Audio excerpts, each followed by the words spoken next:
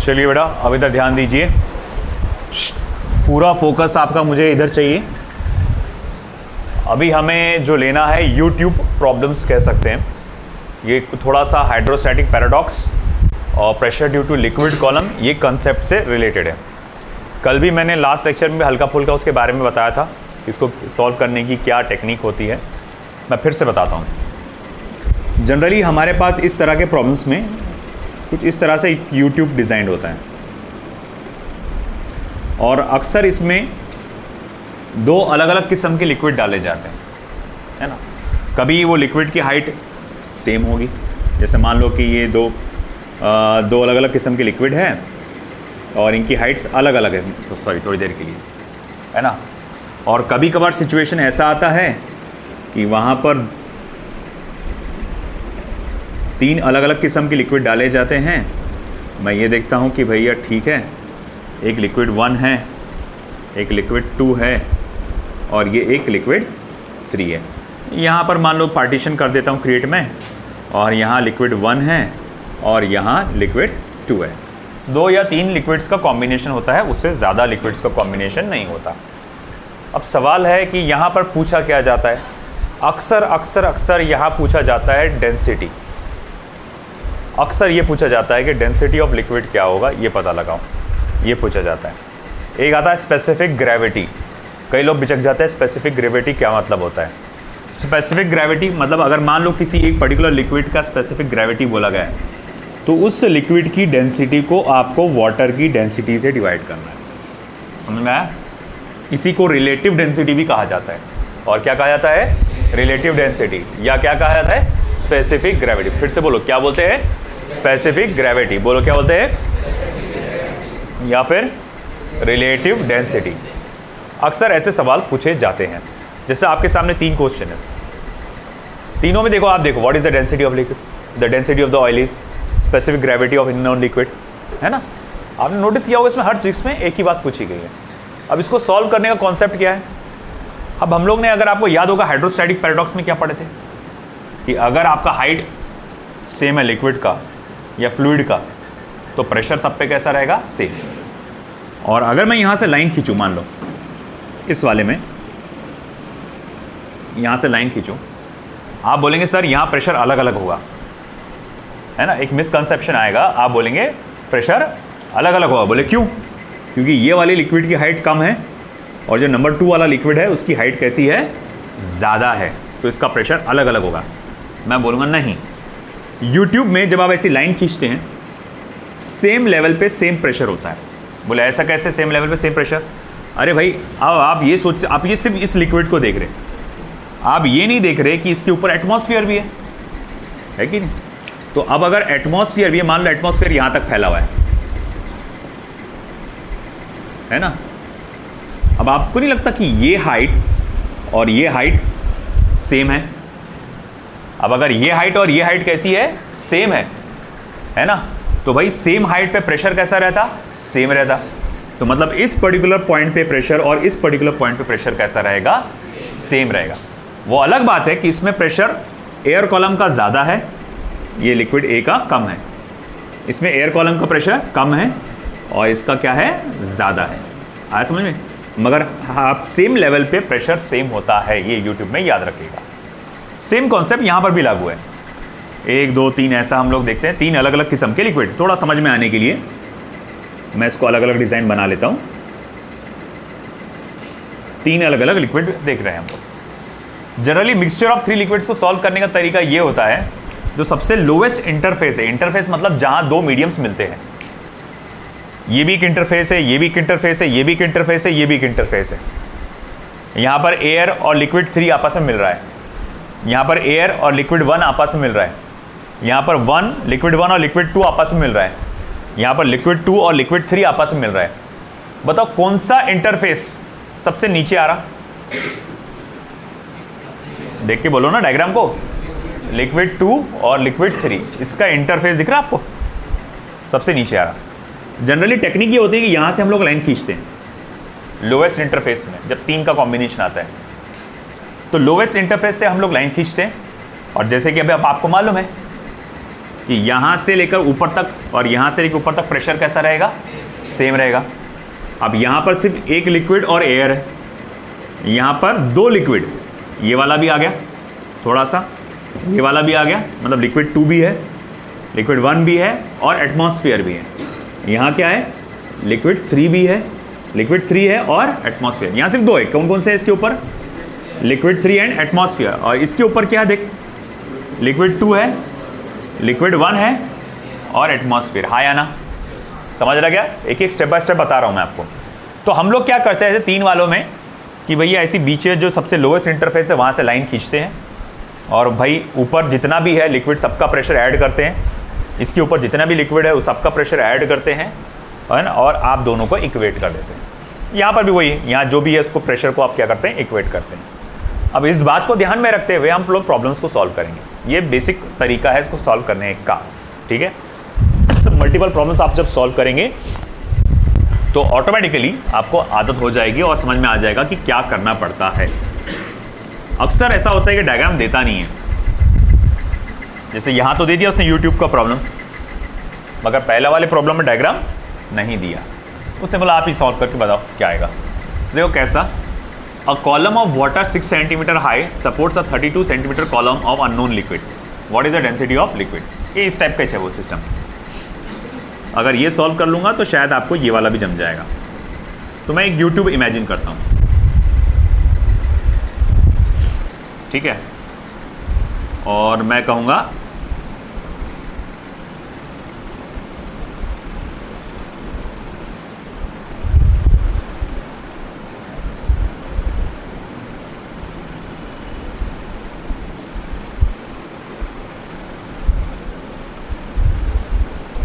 ये एक यूट्यूब है और मैं ये देखता हूँ एक कॉलम में 6 सेंटीमीटर हाई वाटर है और दूसरे कॉलम में 32 सेंटीमीटर ऑफ अननोन लिक्विड है। तो चलो मैं एक वाटर को इस तरह से बना देता हूँ।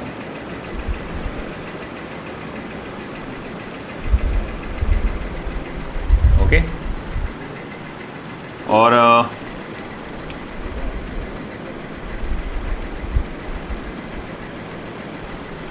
आप देख सकते हैं कि अगर मैं बेस से लाइन खींचता हूं एक, तो यहां से लेकर यहां तक 60 सेंटीमीटर की हाइट है, किसकी, वाटर की। यहां से लेकर यहां तक 32 सेंटीमीटर हाइट है एक अननोन लिक्विड की, है ना, जस्ट एक लिक्विड बोला हुआ है, अननोन लिक्विड। इसमें नहीं, ये वो बेकार हो गई पेन वो वाली, ये देता थोड़ी देर से मैं, हाँ ठीक है ना, इस तरह से। अब देखो ये लाइन बेस लाइन है, आप जानते हैं कि भैया यहाँ से जो प्रेशर रहेगा पूरे इस लिक्विड कॉलम का और यहाँ जो प्रेशर रहेगा वो कैसा रहेगा, सेम रहेगा। तो जब मैं बोलूँगा pressure due to water column, है ना, and pressure due to unknown liquid column, PWC मतलब pressure due to water column, PULC मतलब pressure due to unknown liquid column. ये कैसे होने वाला है, सेम, क्योंकि ये सेम लाइन में आ रहा है ना, ये पर्टिकुलर पॉइंट अगर मैं देखूंगा सेम लाइन में, ठीक है। मैं बोलूँगा अच्छा इसके ऊपर क्या है, तो देखो पहले तो एटमॉस्फेयर, सबसे ऊपर क्या है, एटमॉस्फेयर। दूसरा क्या, आपका pressure due to water column, जो कि क्या रहेगा, H ρg का फॉर्मूला रहेगा, height of water column, density of water column, acceleration due to gravity. अच्छा, pressure due to unknown liquid का फॉर्मूला क्या रहेगा, इसके ऊपर क्या है, atmospheric pressure plus height of unknown liquid plus density of into density of unknown liquid into acceleration due to gravity. सबसे पहले तो एटमॉस्फेरिक प्रेशर क्या हो जाएगा, कैंसल हो जाएगा, बचेगा क्या, HW rho WG is equals to HUL rho UL into G। फिर क्या होगा, ये स्मॉल g और ये स्मॉल g भी कैंसल हो जाएगा। फिर बचेगा क्या, rho UL is equals to HW rho W upon rho U L. अब हाइट ऑफ वाटर कॉलम कितना है, तो बोले वो 60 सेंटीमीटर है। डेंसिटी ऑफ वाटर क्या होता है, 10⁻³ होता है। डेंसिटी ऑफ अननोन लिक्विड कितना है वो तो निकालना है, अरे सॉरी हाइट आना चाहिए, HUL। Height of unknown liquid कितना है, वो 32 सेंटीमीटर है ना। अब इसको बेटा आगे सॉल्व करना है, इसको आप नीचे कम करते जाओ, जैसे 4 8 ज़ा 32 और 4 15 ज़ा 60। अब 1/8 कितना होता है बेटा, 0.125, इसीलिए बोलता हूँ रेसिप्रोकल याद रखा करो, आसान जाएगा। ओके कोई मुझे बताए इसको सॉल्व करके कितना आएगा, 15 मल्टीप्लाई बाय 0.125 कितना आएगा, जरा बताओ फास्ट।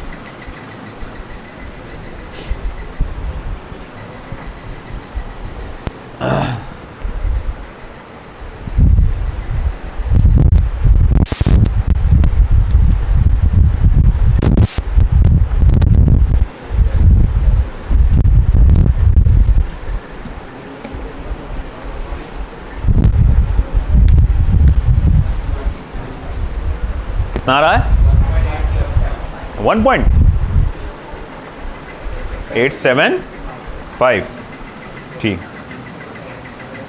तो 1.875 किलोग्राम पर मीटर क्यूब, सही है, ऐसा आएगा, ठीक है।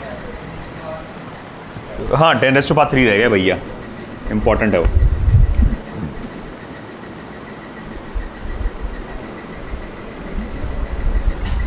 ओके अब वो देखो बेटा, वैसा ही ये वाला प्रॉब्लम है, यहां पर ऑयल और वाटर है। A U tube shown in voice figure has water and oil in the left and right side of the tube respectively. The heights from the bottom of water and oil columns are 15 centimetre and 20 centimetre respectively.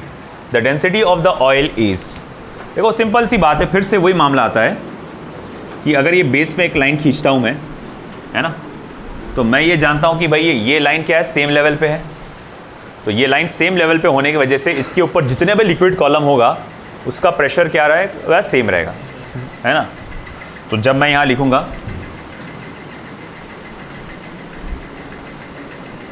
तो pressure due to water column is equals to pressure due to oil column. अच्छा ठीक है, pressure due to water column क्या रहेगा, atmospheric pressure plus pressure due to water जो कि क्या रहेगा, height of water, density of water into acceleration due to gravity. फिर atmospheric pressure plus height of oil, density of oil into acceleration due to gravity. थोड़ा सा बेटा पहले देख ले, समझ ले, बाद में लिखते बैठ। अब देखो थोड़ा डायरेक्ट अपन जा सकते हैं, अगली बार मैं क्या करूंगा, मैं डायरेक्ट ये कॉन्सेप्ट लिखूंगा, HW is equals to rho W is equals to H0 rho 0। अगर ऐसा है तो मैं डायरेक्ट लिखूंगा, क्यों, क्योंकि वही हाल होना है इसका भी, पहले एटमॉस्फेरिक प्रेशर कैंसिल हो जाएगा, फिर स्मॉल जी भी क्या हो जाएगा, कैंसिल हो जाएगा, है ना। अब उसके बाद रो ओ निकालना है मुझे, तो HW रो डब्ल्यू अपॉन HO। अच्छा HW कितना है, 15। Density of oil, density of water कितना होता है, 10⁻³ और ये कितना है बेटा, 20, है ना। ये 5 3 ज़ा 5 4, 3/4 इंटू 10⁻³ 0.75 इंटू 10⁻³ यानी 750 बोल सकता हूँ मैं। तो ये हो जाएगा 750 किलोग्राम पर मीटर क्यूब। ये हो गया डेंसिटी ऑफ ऑयल। आई बात समझ में आपको, ठीक है। ये कर लो, फिर वो थोड़ा सा अलग है तो मैं आपको बताता हूँ।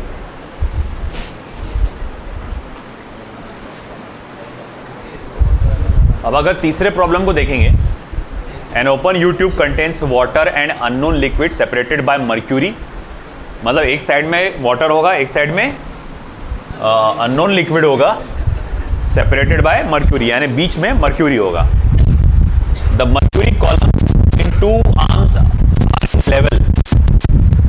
जैसे मान लो बीच में, मैंने कहा ना कि भाई आपका बीच में मर्क्यूरी होगा। जैसे मान लो कि ये मर्क्यूरी है, जिसको मैं इस तरह से बताता हूं,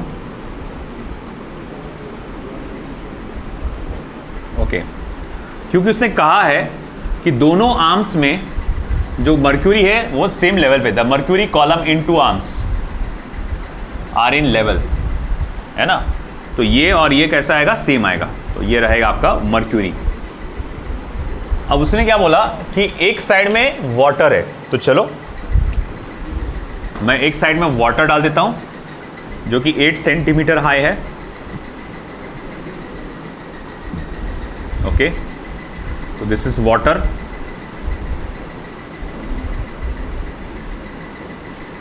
जिसकी हाइट 8 सेंटीमीटर है और एक साइड में अननोन लिक्विड है। चलो ये है अननोन लिक्विड जिसकी हाइट 10 सेंटीमीटर है। अननोन लिक्विड और इसकी हाइट 10 सेंटीमीटर है। इसने बोला कि स्पेसिफिक ग्रेविटी पता लगा, find the specific gravity of unknown liquid. अरे बहुत आसान है ये, मर्क्यूरी का कोई रोल ही नहीं है। क्यों भाई? क्योंकि मर्क्यूरी के दोनों साइड सेम लेवल पे है। जैसे मैं बोला ना लोवेस्ट इंटरफेस, यहीं से गिनना चालू करो आप। तो मैं बोलूँगा देखो भाई मैं यहाँ से लाइन खींचूंगा और मैं यहीं से गिनना चालू करूँगा कि इस लेवल के ऊपर पूरा प्रेशर, इस लेवल के ऊपर पूरा प्रेशर कैसा आने वाला है, सेम आने वाला है। तो मैं बोलूँगा ठीक है भाई,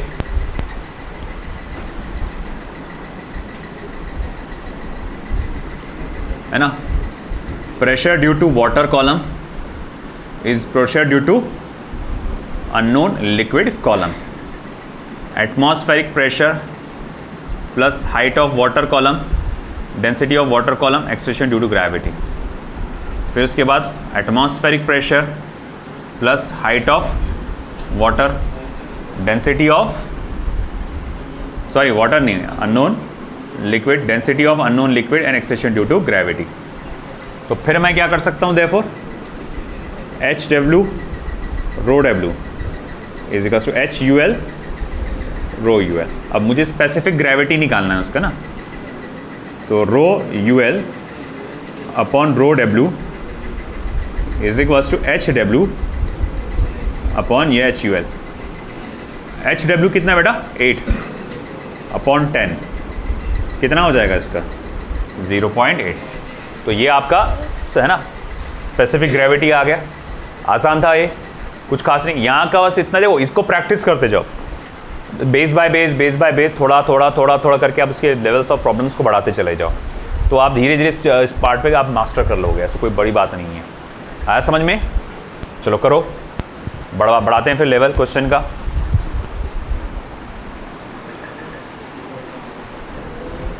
चलिए देखते हैं बेटा लास्ट 2 प्रॉब्लम्स आपके यूट्यूब के।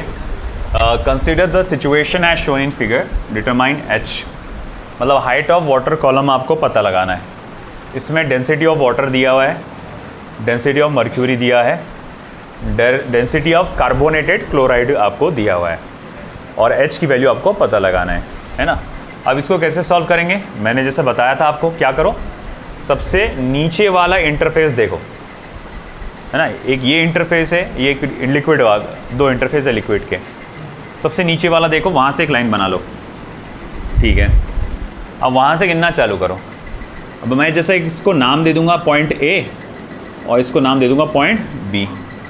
तो मैं यहाँ पर लिख सकता हूँ कि भैया pressure at point A is equals to pressure at point B। अच्छा एक बात बताओ, पॉइंट B के ऊपर क्या है, कार्बोनेटेड क्लोराइड की लेयर है, कॉलम है, जिसकी हाइट कितनी दी है, 30 सेंटीमीटर। पॉइंट A के ऊपर क्या है, मर्क्यूरी भी है और वाटर भी है। अच्छा वाटर कॉलम की हाइट कितनी है, मर्क्यूरी कॉलम की कितनी है, 30 - H। Very good. तो ये रहेगा 30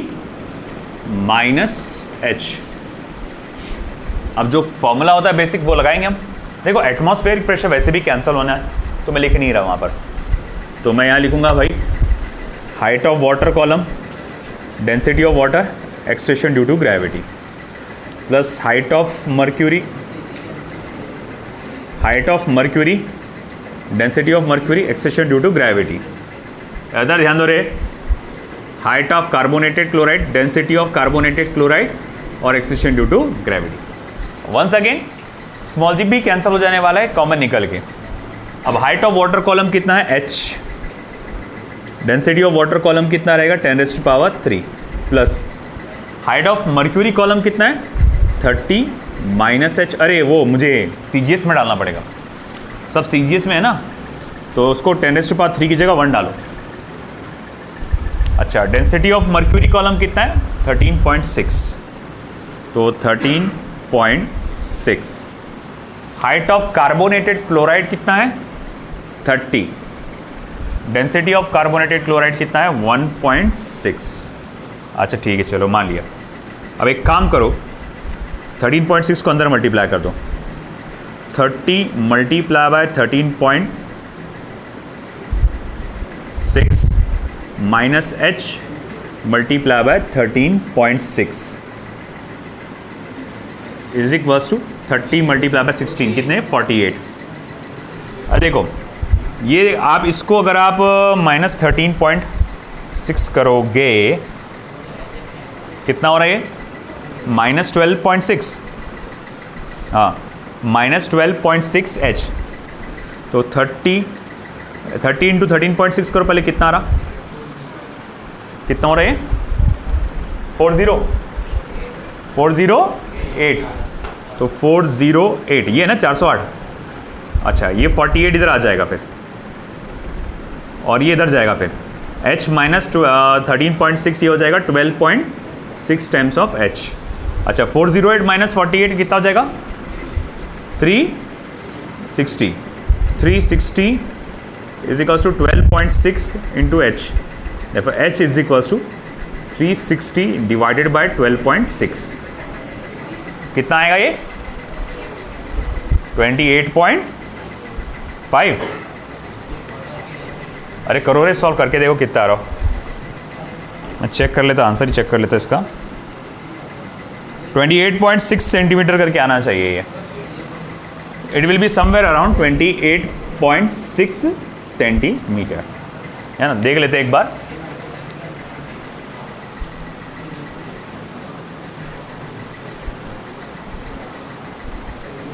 (360) divided by 12.6, it will be 28.57, that is 28.6 centimetre. That's correct. तो ये आ गया हमारा height of water column. In case अगर उसने पूछा होता what is the height of mercury column, पूछा नहीं मगर पूछ लिया होता अगर, तो क्या करता मैं, है ना। तो height of mercury column is how much 30 minus h, यानी कि 30 माइनस 28.6 सेंटीमीटर, वो कितना हो जाएगा 1.4 सेंटीमीटर। देखने में तो बड़ा दिख रहा है मगर वो एक्चुअली में कितना है 1.4 सेंटीमीटर है, अगर पूछा होता तो। आया समझ में। अब सिमिलर टू दैट यहाँ देखो, अब vertical U-tube uniform cross section contains mercury in both the sides of its arm. Glycerin 1.3 ग्राम पर सेंटीमीटर क्यूब, ये 10 सेंटीमीटर की हाइट पर of length, column of length is introduced in one of its arm. Oil of density 0.8 gram per centimeter cube is poured into the other arm until the upper surface of the oil and glycerin are in same horizontal level. Upper surface same level पे। Find the length of oil column. अब इसने बोला oil column की length जो same आपके इधर है, वही सवाल पूछा गया। फिर से मैं लोवेस्ट इंटरफेस से एक लाइन खींचता हूँ, इसको बोलूँगा पॉइंट ए, इसको बोलूँगा पॉइंट बी, और मैं जैसे कि जानता हूँ कि pressure at point A is equals to pressure at point B, तो मैं बोलूँगा ठीक है भाई, similar to that pressure at point A is equals to pressure at point B. Atmospheric pressure को इग्नोर करते हुए मैं लिखूँगा हाइट ऑफ ग्लिसरीन, है ना, density of glycerine into acceleration due to gravity, height of, और हाँ ये सिर्फ ग्लिसरीन ही है इसके ऊपर। फिर इसे इक्वेट करूंगा यहाँ पर height of mercury, density of mercury acceleration due to gravity, plus height of oil, density of oil acceleration due to gravity. ठीक है, अब स्मॉल जी भी कॉमन हो निकल के कैंसिल हो जाएगा। तो हाइट ऑफ ग्लिसरीन तो कितना है, और डेंसिटी ऑफ ग्लिसरीन कितना दिया हुआ है 1.3। हाइट ऑफ मर्क्यूरी कितना दिया हुआ है आपको पता नहीं, वो 10 माइनस एच आ जाएगा, है ना। ये कितना आ जाएगा 10 माइनस एच, तो 10 minus H, density of mercury कितना दिया हुआ है आपको 13.6, plus height of oil just H, density of oil 0.8। अब एच की वैल्यू आपको यहां पर निकालना है। चलो करो सॉल्व, फिर देखो क्या आ रहा आंसर, बताओ मुझे।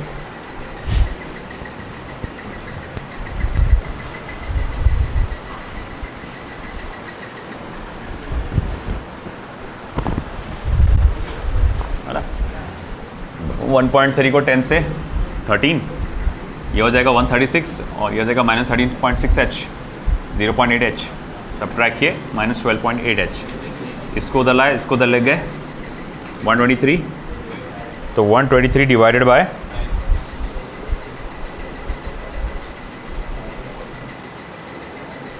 12.8, 9.6 centimetres, it should be 9.6 centimetres. आया समझ में? YouTube प्रॉब्लम्स कैसे सॉल्व करना है समझ में आ गया?